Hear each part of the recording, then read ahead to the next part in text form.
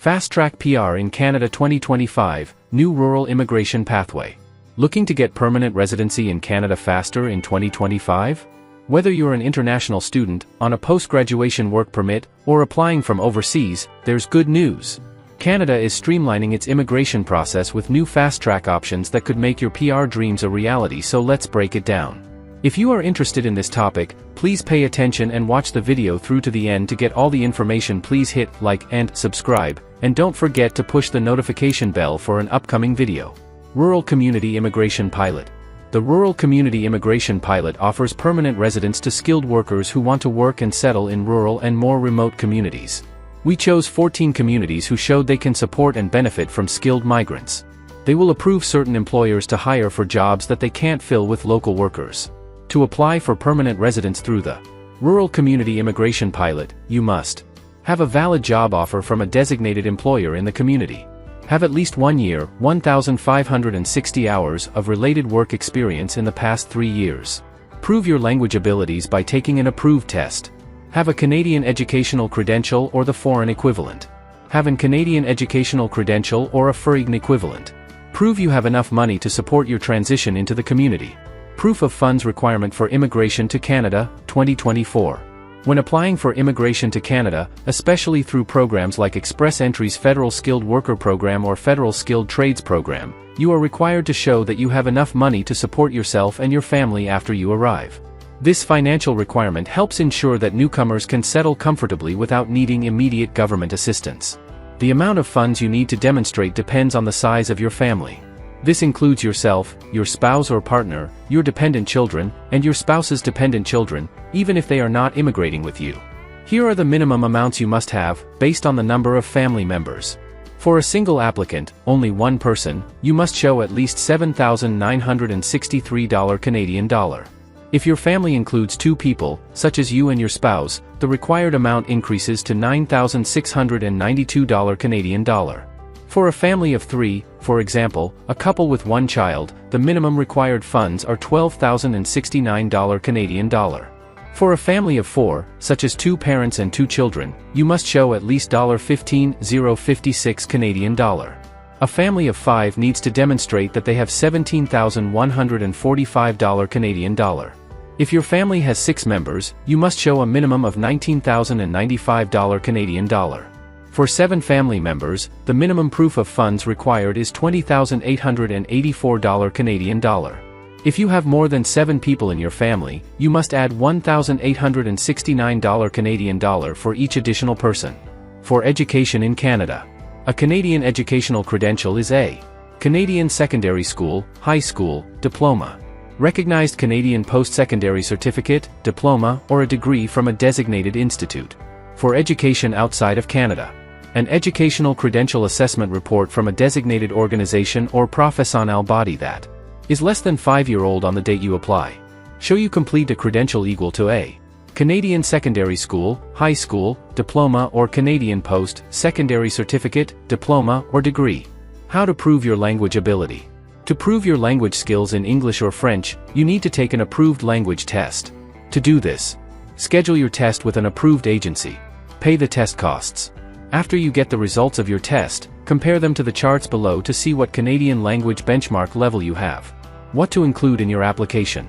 If you meet the minimum score of in all 4 abilities, include a copy of the test results with your application. These results must be less than 2 years old when you apply. Keep a copy of them for your records and future use. The minimum score depends on the NOC-TER category of your job offer. The minimum language requirements are based on the NOC-TER category of your job offer. Job offer in TER 0 or 1, CLB 6. Job offer in TER 2 or 3, CLB 5. Job offer in TER 4 or 5, CLB 4. Language tests we accept. You can take any of these approved language tests. English. CELPIP, Canadian English Language Proficiency Index Program. You need to take the CELPIP General Test. IELTS, International English Language Testing System. You need to take the IELTS General Training Test. PTE, Pearson Test of English. You need to take the PTE Core Test. French. TEF Canada, Test d'Évaluation de Français. TCF Canada, Test de Connaissance du Français. How to find your language level based on your test results. Use your test results to find your CLB/NCLC level in the tables below. CLBIP, General. CLB 10, Advanced Proficiency. This level demonstrates a highly proficient use of the English language, typically sufficient for professional and academic environments. CLB 9, Strong Upper Intermediate Proficiency. Applicants at this level can communicate effectively and fluently, with minimal errors, and are often considered highly competitive for immigration purposes. CLB 8, Upper Intermediate Proficiency, suitable for most everyday and workplace communication tasks. Recognized for additional points in express entry. CLB 7, Intermediate Proficiency. This is the minimum language requirement for most immigration programs under express entry, including the Federal Skilled Worker Program. CLB 6 to CLB 4, Basic to Lower Intermediate Proficiency. These levels may be sufficient for some provincial nominee programs or for candidates applying through specific streams that do not require high language proficiency.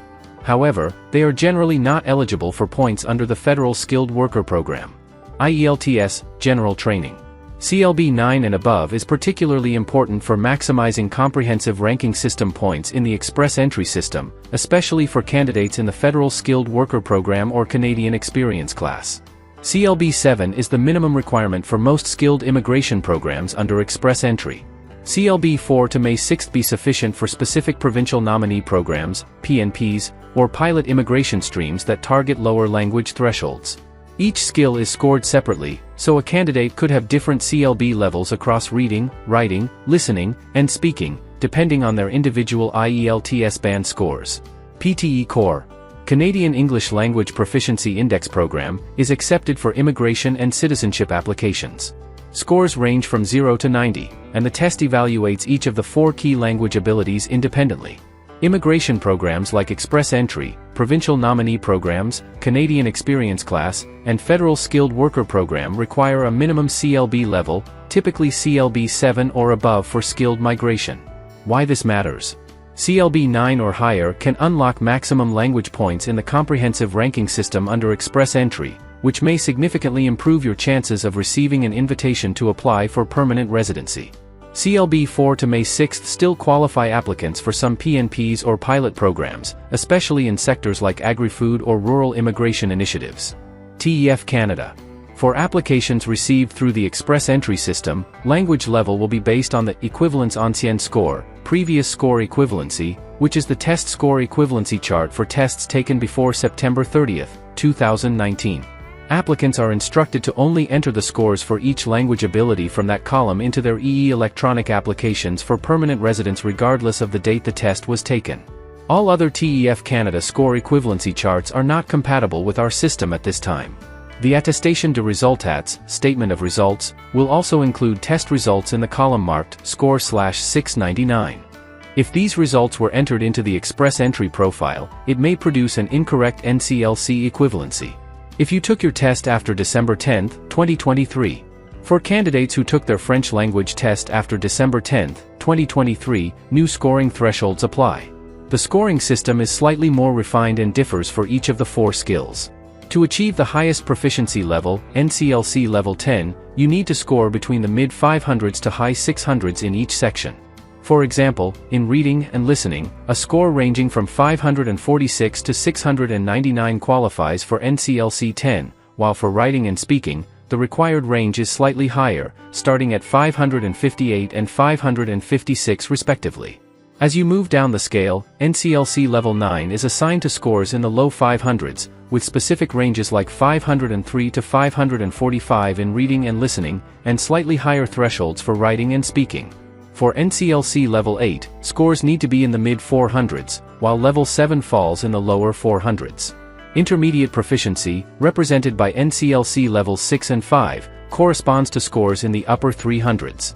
Finally, NCLC level 4, which represents basic proficiency, is assigned to scores ranging from around 268 to 351, depending on the specific skill. This updated scoring system reflects a more nuanced approach, distinguishing between individual language abilities rather than applying a single uniform score across all 4 sections. If you took your test between October 1, 2019, and December 10, 2023, for those who completed their test during this period, the scoring system was more uniform across all 4 skill areas. That means the same score range applied to reading, writing, listening, and speaking for each NCLC level. For instance, a score between 566 and 699 in any skill area would have been considered NCLC Level 10. A score from 533 to 565 qualified for NCLC Level 9, while 500 to 532 indicated Level 8. A score in the range of 450 to 499 would have placed you at Level 7, with 400 to 449 corresponding to Level 6. As the levels descend, NCLC Level 5 covered scores from 350 to 399, and Level 4 applied to those scoring between 300 and 349. Because the same score thresholds applied across all 4 skill areas, test takers could more easily interpret their overall language proficiency level during this period. If you took your test before September 30, 2019. If your test was taken prior to the end of September 2019, the scoring system was more complex and varied significantly between the 4 language skills. For NCLC Level 10, for example, you would have needed a score between 263 and 300 in reading, but a much higher score between 393 and 450 in both writing and speaking, and a listening score between 316 and 360. This lack of uniformity extended through all proficiency levels. To reach NCLC Level 9, the required scores fell just below Level 10, for example, between 248 and 262 for reading, 371 to 392 for writing and speaking, and 298 to 315 for listening. For NCLC Level 8, candidates needed scores ranging from the low 230s in reading to the upper 340s in writing and speaking. Level 7 corresponded to scores in the 200s for reading, 310 to 348 in writing and speaking, and around 249 to 279 in listening. NCLC Level 6 required scores in the 180s to 200s for reading, the 270s to 300s in writing and speaking, and the low 200s in listening. Level 5 applied to those who scored between 151 and 180 in reading and in the mid-200s for writing, listening, and speaking. At the most basic proficiency level, NCLC Level 4 was assigned to scores ranging from 121 to 150 in reading, 181 to 225 in writing and speaking, and 145 to 180 in listening. This older system often required more careful cross-referencing between skills to determine your NCLC levels accurately, given the wide variation in score ranges among the different sections. TCF Canada. NCLC Level 10, Advanced Proficiency. To achieve the highest level, NCLC 10, you must demonstrate excellent skills across all areas. This requires a score between 549 and 699 in both reading and listening. In writing and speaking, instead of numeric scores, the scale uses band scores. For NCLC 10, you need a band score between 16 and 20 in both writing and speaking. These results indicate that you can communicate fluently, accurately, and appropriately in most formal and informal contexts. NCLC Level 9, Upper Intermediate Proficiency. If you score between 524 and 548 in reading and 523 to 548 in listening, you qualify for NCLC Level 9. For writing and speaking, a band score of 14 or 15 is required. At this level, you're able to understand and express complex ideas, with good command of grammar and vocabulary, though occasional errors may still occur. NCLC Level 8, Intermediate Proficiency. NCLC Level 8 is awarded to those who score between 499 and 523 in reading and 503 to 522 in listening. For writing and speaking, you'll need a band score of 12 or 13. This level reflects a solid ability to understand and produce detailed texts, with some support needed for unfamiliar topics or abstract discussions. NCLC Level 7, Lower Intermediate Proficiency. To be classified as NCLC Level 7, your reading score must be between 453 and 498, while your listening score should be in the range of 458 to 502. A band score of 10 or 11 in both writing and speaking is required. This level indicates that you can handle everyday conversations, write short texts, and understand moderately complex materials. NCLC Level 6, Basic Working Proficiency. Candidates who score between 406 and 452 in reading and 398 to 457 in listening qualify for NCLC Level 6. In writing and speaking, a band score of 7 to 9 is required. This shows a basic ability to communicate and understand routine language tasks, although limitations in vocabulary and fluency may still exist. NCLC Level 5, Developing Basic Proficiency. To reach NCLC Level 5, your reading score should fall between 375 and 405, and listening between 369 and 397. For writing and speaking, a band score of 6 is required. This level suggests the ability to manage simple conversations and write basic sentences, but with frequent errors or limited control over grammar and vocabulary. NCLC Level 4, Minimal Proficiency. This is the minimum recognized level for many immigration pathways. A score between 342 and 374 in reading and 331 to 368 in listening qualifies as NCLC Level 4. A band score of 4 or 5 in writing and speaking is also necessary. At this stage, you are capable of basic communication involving familiar topics and common phrases, though with noticeable difficulty in more complex interactions. Job offer. We no longer give points for job offers. As of March 25, 2025, we're removing job offer points from the comprehensive ranking system for current and future candidates in the Express Entry Pool. This includes job offers classified under Major Group 00 of the National Occupation Classification, for example, senior management positions, 200 points. In any other skilled occupation, 50 points. If you have a new job offer of arranged employment, you need to update your Express Entry profile in your IRCC secure account with the start date, employer name and address, labor market impact assessment number, if you have one, national occupational classification code related to the job. Your job offer must be recent, be in writing, not be from an embassy, high commission, or consulate in Canada. Set out details of the job they're offering you, such as your pay and deductions, your duties, the conditions of employment, like your hours of work, regional economic development through immigration, RADI, pilot. The Thunder Bay Community Economic Development Commission is pleased to announce its selection to participate in the Regional Economic Development through Immigration Pilot, a new initiative from the Ministry of Labor, Immigration, Training and Skills Development. This pilot is designed to bolster economic immigration in select communities outside the Greater Toronto Area. Running until December 31, 2025, the RADI pilot will serve the Thunder Bay census. As part of this initiative, the CEDC has been awarded up to 200 nominations through the Ontario Immigration Nominee Program Employer Job Offer Stream. These nominations are a vital resource for local employers looking to fill or retain skilled positions and meet growing demands. Rural Community Immigration Pilot. The Thunder Bay Community Economic Development Commission is pleased to announce that Thunder Bay CMA has been selected to participate in the new Rural Community Immigration Pilot. The RCIP is designed to bring the benefits of immigration to rural communities across Canada, helping employers connect with new talent or retain existing skilled workers to address critical labor shortages. Through this initiative, Thunder Bay CMA will have the opportunity to retain and attract newcomers who will strengthen our local workforce and contribute to the region's ongoing prosperity. As an employer-focused program, the CEDC will work closely with local businesses to identify labor force gaps, ensuring the RCIP addresses the current needs and challenges within our community. By fostering economic immigration, the RCIP reinforces Thunder Bay's position as an ideal destination for newcomers to live, work, and thrive. Timmins Regional Rural and Francophone Community Immigration Pilots. Timmins was selected as one of 18 communities across Canada to participate in the Rural Community Immigration Pilot and the Francophone Community Immigration Pilot. These pilots are pathways to permanent residence for skilled workers who want to work and live in one of the selected rural and smaller communities. The current Timmins regional pilots are spearheaded by the Timmins Economic Development Corporation and numerous community partners. Priority sectors and occupations.